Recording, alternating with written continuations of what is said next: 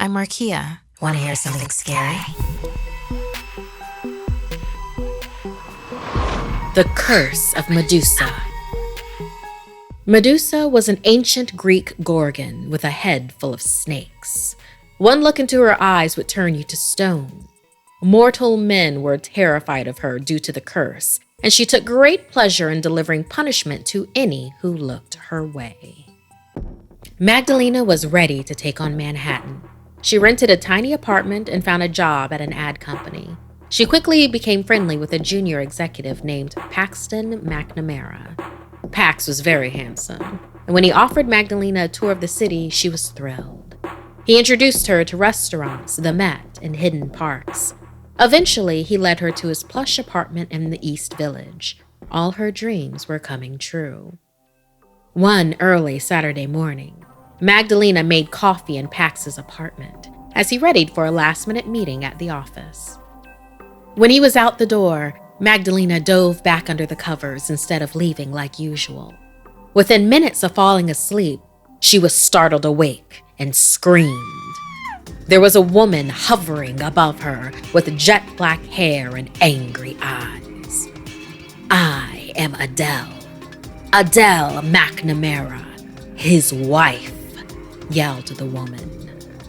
Magdalena couldn't make sense of it. She had no idea Pax was married.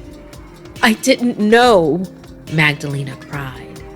Adele grabbed Magdalena's hand and sliced the palm with an ebony black blade, causing Magdalena to writhe in agony. Still holding her hand tightly, Adele began to whisper something in another language, and her eyes rolled back in her head. "A lesson needs to be learned," Adele said before disappearing as Magdalena passed out. A few hours later, in a nearby coffee shop, Magdalena sat shaking, her hand wrapped in gauze. Pax walked over to meet her, knowing how much trouble he was in. The moment he laid eyes on her, he began to weep. Not from guilt, though, from the sight of Magdalena. Once mesmerized by her beauty, now when he looked at her, all he could see were dozens of writhing snakes swirling around her head. They were coming from her scalp. He tried to explain, but wouldn't make eye contact. Magdalena realized the waiter and the gentleman who entered the coffee shop had the same reaction. She was terrifying to every man in her presence. Pax apologized, and then he ran away like the coward he was. Magdalena stumbled home, heartbroken and afraid, men turning away in dread or disgust as she passed by. She reached her apartment and locked the door. Slid under the door was a notice of eviction for unpaid rent. A voicemail from work said that her affair with Paxton required her termination. Her bank account was nearly empty. For weeks, she wept in despair, knowing she'd have to leave. She'd secretly followed Pax home one evening and discovered the second apartment where he lived with Adele. With nowhere to go and little money, she grew desperate and went to see a woman named Lady Bardot who dabbled in black magics. She no longer cared for Paxton, and low-key thought having men be terrified of her made her feel safe in a way. But her chosen profession required interaction with all genders, and one day she would want to re-enter the dating scene, so this curse must end. As soon as Magdalena entered, Lady Bardot could see what all the others were seeing. The only solution, she said as she handed over a dagger, was to cut the curse off at the root. Magdalena knew exactly what to do. That night, she watched Pax enter the apartment. She snuck in after him, and as he was unlocking the door, Magdalena pushed them both into the hallway, slamming the door shut. Before Pax could react, she took the dagger out, raised it up, holding it close to her own eye. In his panic, his eyes followed the dagger and finally made him look directly at Magdalena. She stared into his soul, focusing on her hatred for him and what she had become. In that moment, she felt what they all had seen. She felt the snakes around her face, writhing and hissing at Paxton. There, Right before her, Pax turned to stone and then crumbled into dust. And just like that, Magdalena felt better. She wasn't sure if it was the magic or the revenge, but he could never cause such hurt from cheating again. She closed the door and made her way home. Early next morning, there was a knock on the door. It was the landlord. Through the peephole, he said there had been an error. Not only had her rent gone through for the previous months, but he also had a bouquet of flowers from someone congratulating her on replacing Paxton as a junior ad executive. She flung open the door, forgetting her curse. She froze, but he didn't flinch. She was back to normal. However, upon taking the bouquet and reading the note attached, her face grew more and more astonished. It read, "Congrats on the new job, and thank you for taking care of that side job I gave you. It turned out better than I could have hoped. A lesson needed to be learned." The note was signed by Adele McNamara, the late Paxton's new and apparently happy widow. I love to play Best Fiends when I'm on the go. It's become a way I relax and just lose track of time.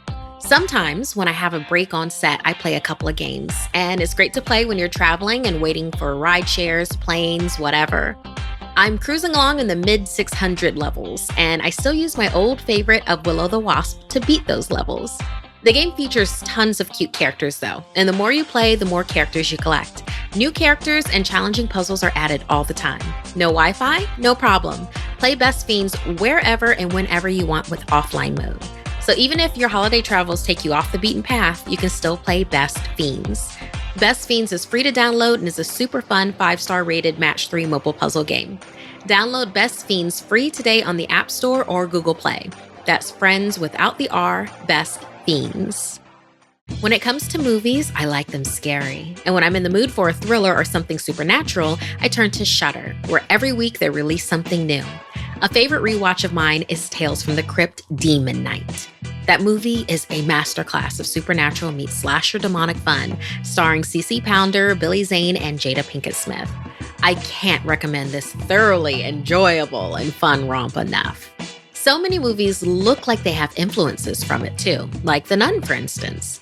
Demon Knight is well worth a watch, and hit me up on social media afterwards so we can talk about it.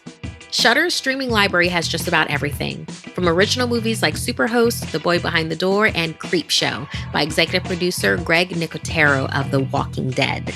Stream all this and more from Shudder's ever-growing library ad-free for just $5.99 a month. Shudder has everything supernatural, thriller, and horror. I can't get enough of it. You're gonna love it too. And right now you can stream your first 30 days of Shudder for free. Go to shudder.com and use code SomethingScary. That's SHUDDER.com, code SomethingScary. Stream free for your first 30 days by going to shudder.com, code SomethingScary. In the aftermath of a shocking crime, people always ask, why? Who would do something like that? Was it about power, money, revenge? Was it done on an impulse or was it planned? What makes these horrific criminals tick? In Wondery's podcast, Killer Psyche, retired FBI criminal profiler Candice DeLong dissects the thoughts and behaviors of the most infamous felons in history. With a career spanning nearly 5 decades, she sat across the table from hundreds of criminals and spent countless hours inside their minds. And you'll definitely want to listen to the episode of Killer Psyche where Candice looks into the shocking case of Mary Beth Rowe Tenning. In 1987, Tenning was arrested and convicted for the murder of her 9th child, Tammy Lynn. A staggering 8 of Tenning's children had died before this one, but their deaths had been deemed genetic tragedies. What would cause a mother to commit such unthinkable crimes? And would Tenning's diagnosis of Munchausen syndrome by proxy get her out of jail? I'm fascinated by Munchausen syndrome, and particularly its role in this episode, but no spoilers here. You'll have to watch to find out what happens. Listen to Killer Psyche on Apple Podcasts, Amazon Music, or wherever you get your podcasts. You can listen 1 week early and ad-free by joining Wondery Plus in the Wondery app. If you'd like to submit a story, send me an email at somethingscary@snarled.com. Like and share this video if it gave you the chills. And don't forget to subscribe to Snarled and turn on the bell for notifications. And if you dare, follow me on social media. Until next time, my dark darlings, sweet dreams.